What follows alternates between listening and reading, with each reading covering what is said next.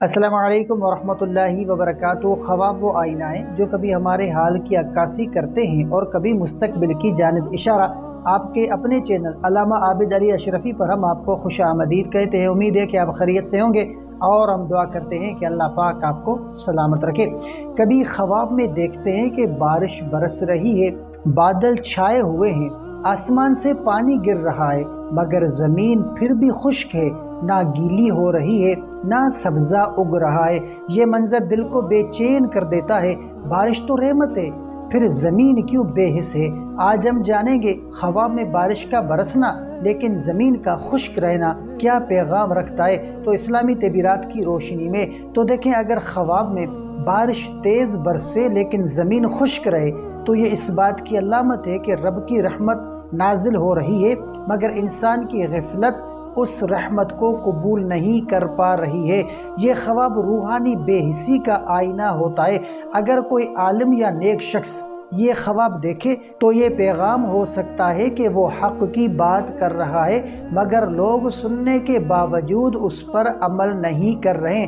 اگر بارش علم کی ہے مگر زمین یعنی دل ابھی تک بند ہے، اور ایک عام شخص یہ خواب دیکھے تو یہ اس کی زندگی میں موقعات کے آنے مگر ان سے فائدہ نہ اٹھانے کی علامت ہے۔ اللہ نعمتیں دے رہا ہے مگر انسان غفلت میں گم ہے۔ اگر خواب میں بارش مسلسل برس رہی ہو اور زمین مسلسل خشک رہے تو یہ اس بات کا اشارہ ہے کہ انسان کے اعمال میں کوئی رکاوٹ، گناہ یا غرور اللہ کی رحمت کو روک رہا ہے، تو یہ توبہ کا پیغام ہے، رجوع اللہ کی دعوت ہے۔ اگر خواب کے آخر میں زمین گیلی ہو جائے یا سبزہ نکل آئے تو یہ خواب بشارت ہے کہ توبہ، دعا اور نیت کی تبدیلی کے ساتھ اللہ کی رحمت ظاہر ہونے والی ہے۔ تو بارش اللہ کی رحمت ہے اور زمین ہمارا دل ہے۔